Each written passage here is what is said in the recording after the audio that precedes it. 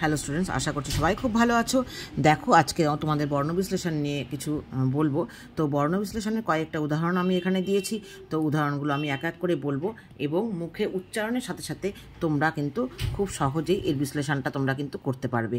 দেখো, আমার সঙ্গে তোমরা উচ্চারণ করো। আলোচনা। দেখো, আ ল ও, আলো চ ন আ, তাহলে আলোচনা। তাহলে প্রত্যেকটা তোমরা জানো যে ব্যঞ্জনধ্বনি কিন্তু একা উচ্চারিত হতে পারে না স্বরধ্বনির সাহায্য ছাড়া। তো দেখো, প্রত্যেকটার সঙ্গেই কিছু না কিছু যুক্ত আছে। তো তোমরা দেখো, উচ্চারণ করো। আ লো, তাহলে লয়ের সঙ্গে ও উচ্চারিত হচ্ছে, তাহলে লয়ে ওকার, ওকারের জন্য ও। চ, তাহলে চ যুক্ত অ। এবার না, ন যোগ আ, আলোচনা। তারপরটা দেখো, বন্দনা। কি হচ্ছে? বন দো না, বন্দনা। তাহলে ব অ দন্তের না, বন। এবার দেখো, দ যোগ অ, বন্দ না, ন যুক্ত আ। ঠিক আছে? বন্দনা। বন দ ন আ, বন্দনা। এবার দেখো, পৃথিবী। কি হচ্ছে?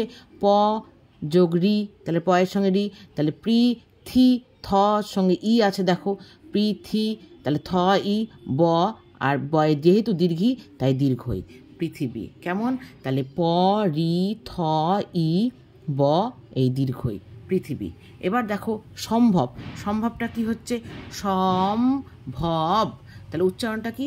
সম, তারপরে ভব, তাহলে শয়ের সঙ্গে একটা অ উচ্চারিত হচ্ছে, কিন্তু অটা তো আমরা দেখতে পাচ্ছি না, আমাদের লিখে নিতে হবে। তাহলে সম ভব আর ব, সম্ভব। কেমন? ও এখানে আরেকটা কথা মনে রাখবে যে ব্যঞ্জনধ্বনিতে কিন্তু হসন্ত হয়ে যাবে। কেমন? ব্যঞ্জনধ্বনিতে হসন্ত হয়ে যাবে, যেহেতু ব্যঞ্জনধ্বনি স্বরধ্বনি ছাড়া উচ্চারিত হতে পারে না। তো আমাদের উচ্চারণে যেহেতু স্বরধ্বনি থাকেই, তো সেই জন্য আমাদের কিন্তু হসন্ত ব্যবহার করতে হবে। অতএব এইভাবেই বর্ণ বিশ্লেষণগুলো আসবে।